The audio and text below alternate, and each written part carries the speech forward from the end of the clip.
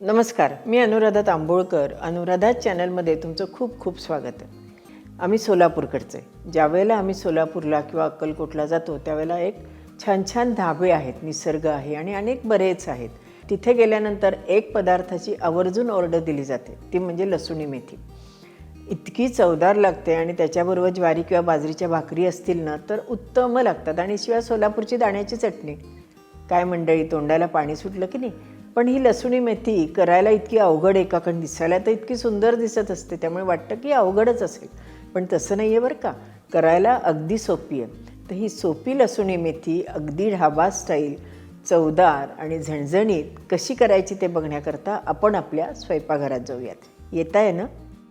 Dhaba style लसूणी मेथी करायची असेल तर हा मसाला आहे ना, हा आवर्जून आपण त्याचा उपयोग या भाजीमध्ये करायचा. त्याच्यामध्ये आहे दाण्याचा कूट 2-3 चमचे, 1 चमचा तीळ आणि 2 चमचे पंढरपुरी डाळ. आता फक्त दाण्याचा कूट आपण दाणे भाजून करून घेतला आहे, पण बाकीचे जे जिन्नस आहेत ते आपण भाजले नाही आहेत बरं का, ते तसेच घेतले. हे सगळ्यामध्ये पाणी घालायचं आणि त्याची अगदी पेस्ट करायची आणि मग ती आपण ढाबा स्टाईल ज्यावेळेला लसूणी मेथी करतो त्याच्यामध्ये वापरायची. मस्त भाजी तयार होते. त्याची ही अशी पेस्ट आपण तयार करून घेतली.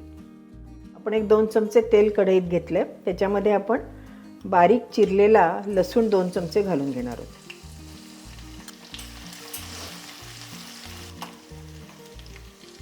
यात आपण 2 लाल मिरच्या तुकडे करून घातले. ते एकदा हलवून घेऊयात. याच्यात आता आपण धुवून चिरलेली मेथी घालूयात. आपण अर्धी गड्डी मेथी घेतली आहे बरं का. मेथीचा रंग बदलूस्तोवर आपण ही भाजी परतून घेणार आहोत.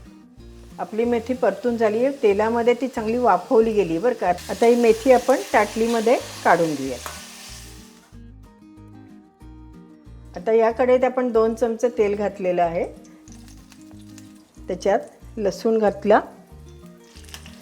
आता ढाबा स्टाईल आपण लसूणी मेथी करतोय, त्यामुळे याच्यामध्ये आपण तेलाचं प्रमाण जास्त वापरलं आहे. आपण कमी केलं तरीसुद्धा चालू शकतं.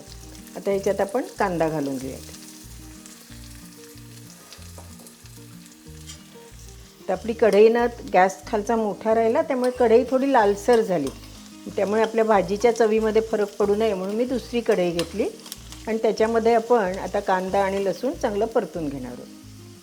आपलं जे बर्नर आहे की नाही, त्याची जरा ज्योत मोठीच आहे, त्यामुळे बऱ्याच वेळेला अशी गडबड होते बरं का.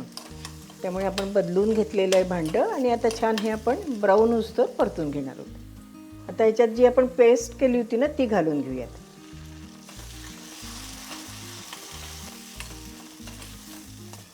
थोडंसं पाणी घालून घेऊयात. आपण अंदाजे याच्यात 1 वाटी पाणी घातलंय आणि आता आपण जी पेस्ट घातली ती शिजवून घेऊया. हॉटेलमध्ये काय असतं, त्यांची फ्लेम मोठी असते, भांडी वेगळ्या पद्धतीची असतात, त्यामुळे त्यांचं खूप भराभर होत जातं. आपण ज्यावेळेला स्वयंपाकघरात आपल्या किचनमध्ये किंवा स्वयंपाकघरात करतो त्यावेळेला आपल्याला जरा निगुतीने ह्या गोष्टी कराव्या लागतात. म्हणजे खाली लागणार नाही याची आपल्याला काळजी घ्यावी लागते.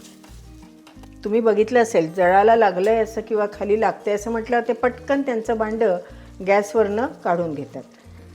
आता याच्यात आपण थोडीशी हळद, 1 चमचा लाल काश्मीरी तिखट, थोडंसं जास्त घालूयात बरं का, थोडासा हिंग, अर्धा चमचा धन्याची पावडर, लहान चमचा गरम मसाला.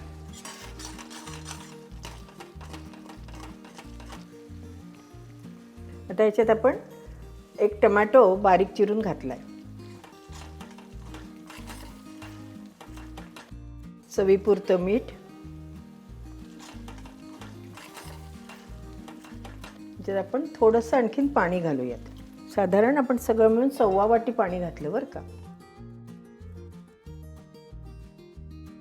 त्याच्यात झाकण ठेवून आपण हे मिश्रण हे थोडंसं शिजवून घेऊयात. गॅस मात्र लहान करायचा बरं का. आता हळूहळू आपलं जे तेल आहे ते वरती यायला लागले, म्हणजे आपला मसाला शिजायला लागला आहे.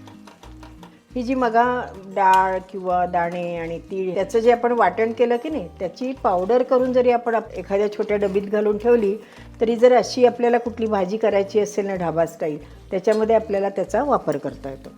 आता आपण ही जी तळलेली आपली मेथी आहे ती याच्यात घालून घेणार आहोत.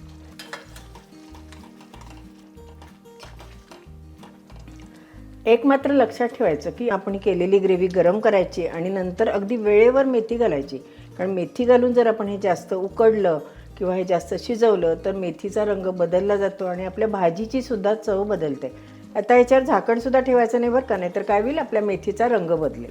आता हे मी एकदा दोनदा हलवणार आणि गॅस बंद करून वाढायला घेणार.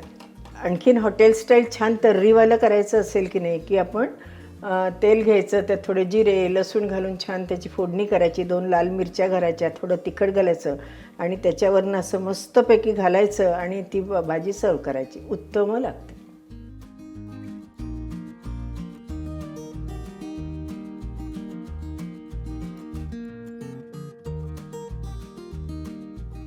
आहे की नाही, अगदी ढाबा स्टाईल झाली आहे की नाही.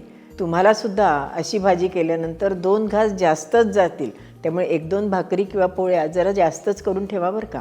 इतकी ती चवदार रेसिपी लागते. अशाच छान छान व्हिडिओज बघण्याकरता अनुराधा चॅनलला लाईक करा, शेअर करा आणि सबस्क्राईब करा. आणि हो, बेल आयकॉन दाबायला विसरू नका. आणि आजची रेसिपी तुम्हाला कशी वाटली तेही सांगायला विसरू नका.